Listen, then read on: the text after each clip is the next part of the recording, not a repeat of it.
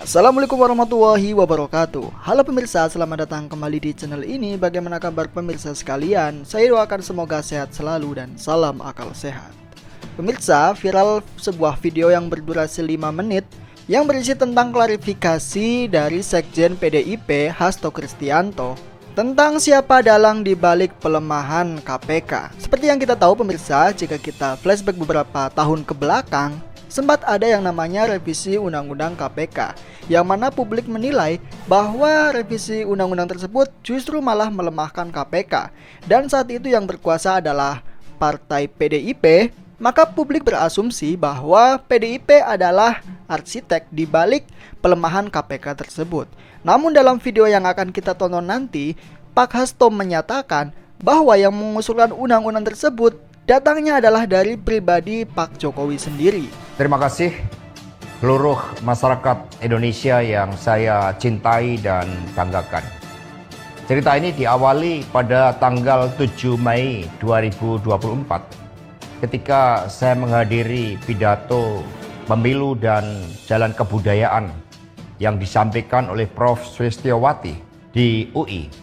Di situ saya bertemu dengan Bapak Novel Baswedan, Pak Rocky Gerung, dan tokoh-tokoh civil society lainnya. Ketika saya bertemu dengan Mas Novel Baswedan, beliau menanyakan ke saya perlu konfirmasi apakah betul PDI Perjuangan yang memelopori perubahan Undang-Undang KPK yang mengkerdilkan KPK di dalam upaya pemberantasan korupsi. Saya katakan dengan tegas kepada Mas Novel Baswedan saat itu, inilah kalau ada hal-hal yang buruk oleh Presiden Jokowi selalu dilimpahkan kepada PD Perjuangan dan juga Ibu Megawati Soekarno Putri. Tetapi ketika ada hal-hal yang positif selalu diambil oleh Presiden Jokowi tanpa menyisakan benefit bagi kepentingan PDI Perjuangan. Mengapa saya katakan seperti itu? Revisi Undang-Undang KPK termasuk kabar buruk yang disampaikan bahwa itu adalah ulah PDI Perjuangan.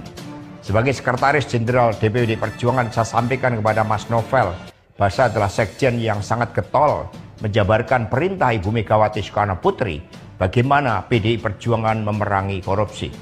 Karena itulah tuduhan bahwa revisi Undang-Undang KPK diarsiteki oleh PDI Perjuangan itu sangat salah. Saya ingat ketika saya bertemu dengan Presiden Jokowi di Istana Merdeka menjelang Mas Gibran dan Mas Bobi mau mencalonkan sebagai wali kota Solo dan wali kota Medan. Saya mengatakan kepada Pak Presiden Jokowi sekaligus untuk menguji keseriusan beliau di dalam mencalonkan anak dan menantunya. Pak Presiden, apakah betul Bapak mau mencalonkan Mas Gibran dan Mas Bobi sebagai wali kota? Loh, kenapa Pak Sekjen?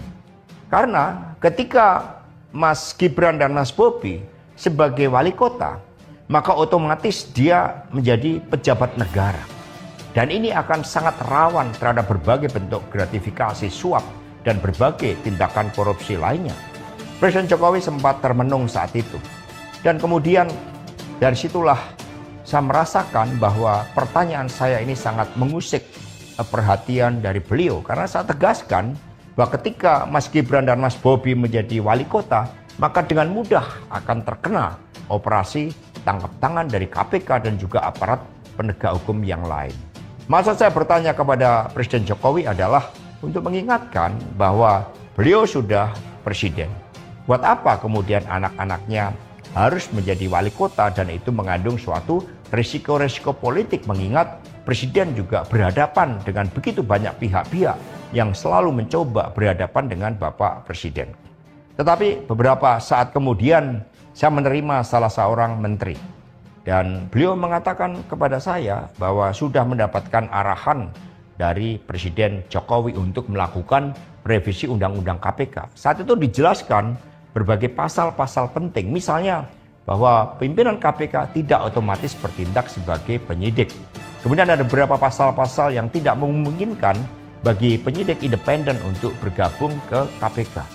Berbagai revisi-revisi itu, karena ini adalah perintah dari Presiden, maka ya saya sarankan untuk bertemu dengan seluruh jajaran fraksi di DPR RI dan coba menggalang atas perintah dari Presiden. Nah, saat itu Pak Menteri yang menjadi kepercayaan dari Pak Jokowi ini menyampaikan bahwa kira-kira akan diperlukan dana sebesar 3 juta US dollar untuk menggolkan revisi Undang-Undang KPK. Dan mengapa berjalan mulus? Karena Presiden Jokowi punya kepentingan untuk melindungi Mas Gibran dan Mas Bobi. Maka sejarah mencatat bahwa revisi Undang-Undang KPK ini dilaksanakan sebelum pelaksanaan Pilkada serentak di mana Mas Gibran dan Mas Bobi berproses menjadi wali kota. Maka ketika terpilih menjadi wali kota, amanlah dari berbagai persoalan hukum karena KPK sudah dilemahkan. Jadi dari keterangan saya, yang saya pertanggungjawabkan secara hukum, secara politik, yang saya pertanggungjawabkan di atas Tuhan yang Maha Kuasa tentang kebenaran pernyataan saya ini, meskipun tanpa bukti, rakyat Indonesia bisa mengetahui bahwa pelemahan KPK dilakukan oleh Presiden Jokowi, kemudian dampaknya dituduhkan kepada PDI Perjuangan. Ini jawaban buat Mas Novel Baswedan. Terima kasih, tegakkan kebenaran, Satyam Eva Jayate, merdeka. Oke pemirsa, jadi itulah tadi sebuah statement atau klarifikasi yang disampaikan oleh Sekjen PDIP Pak Hasto Kristianto, yang menurut saya ini sangatlah berani ya pemirsa. Dan klarifikasi Pak Hasto ini sempat diangkat juga dalam artikel berita dari Glora News.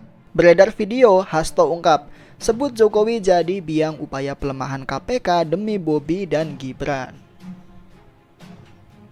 Oke, kita bacakan. Isu mengenai Hasto bakal buka-bukaan mulai terbukti sehari setelah ditahan pada Jumat malam 21 Februari. Beredar video pernyataan Hasto di berbagai media sosial. Video berjudul pelemahan KPK oleh Jokowi itu berisi penjelasan Hasto soal peran Jokowi dalam revisi Undang-Undang KPK. Hasto mengatakan pada 7 Mei 2024 dia bertemu dengan mantan penyidik KPK Novel Baswedan pada sebuah acara di kampus Universitas Indonesia UI. Saat itu saya ditanya oleh Mas Novel soal apakah benar PDIP menjadi pelopor revisi Undang-Undang KPK, terang Hasto. Saat itu dia mengklarifikasi bahwa isu itu tidak benar. Dia meyakinkan Novel soal siapa pioner revisi Undang-Undang KPK. Inilah kalau ada hal-hal buruk oleh Presiden selalu dilimpahkan ke PDIP, katanya. Sebaliknya, jika ada hal-hal positif selalu diambil oleh Jokowi tanpa menyisakan benefit bagi kepentingan PDIP. Kepada Novel, Hasto menjabarkan bahwa PDIP tak pernah berupaya melemahkan KPK, justru PDIP menjadi partai yang getol menyuarakan perlawanan terhadap korupsi. Oke, jadi seperti itu yang diungkapkan di artikel berita, sama seperti video yang baru saja kita tonton. Kemudian ada komentar nih dari Profesor Koni Bakri. Nah, dia itu sempat menyatakan begini, bahwa ada sebuah data dokumen rahasia yang katanya disimpan Rusia itu bocor. Nah, katanya itu video ini nih. Mari kita lihat pernyataan Prof. Koni soal video tersebut. Ini sebenarnya saya benar-benar jadi super ekstra panas. Oke, I will tell you why. Gara-gara Mas Hasto ini dan jadi Mas Hasto, ya kan? Lalu tiba-tiba ada video bocor. Kita bilangnya video bocor tuh, yang Pak Hasto pakai baju ungu. Kenapa saya sebut video bocor? File saya semua di Rusia nih. Oke? Tadi aku maksud ya. Oke, jika kita lihat Pak Hasto ini di dalam video mengenakan baju berwarna ungu ya pemirsa. Jadi langsung saja kita bacakan artikel beritanya dari Tribun Video. Tatapan tajam, Koni Bakri kecam sosok pria yang diduga bongkar dokumen rahasia Hasto. Pengamat militer Koni Bakri menyinggung pria berkopiah hitam berbaju gelap yang diduga membongkar isi dokumen rahasia yang seolah-olah datang dari dirinya di Rusia.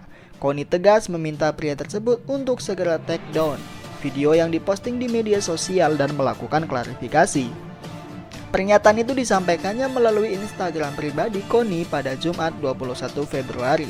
Pihaknya meminta pria tersebut agar tidak menyeret namanya jika hendak viral. Koni Bakri menekankan ia hanya dititipi dokumen rahasia oleh Sekjen PDIP Hasto Kristianto. Atas hal itu, pihaknya tak memiliki kewenangan untuk membongkar dokumen tersebut. Sebelumnya, Koni memang membenarkan mengamankan dokumen rahasia itu ke Rusia. Koni menyebut dokumen rahasia itu akan membongkar keburukan keluarga Presiden Republik Indonesia ke-7 Joko Widodo. Dokumen rahasia itu diungkapkannya sejak Hasto Kristianto terseret dalam kasus ex-kader PDIP Harun Masiku. Namun, seusai Hasto resmi ditahan KPK pada Kamis 20 Februari, Koni Bakri belum membongkar dokumen rahasia tersebut.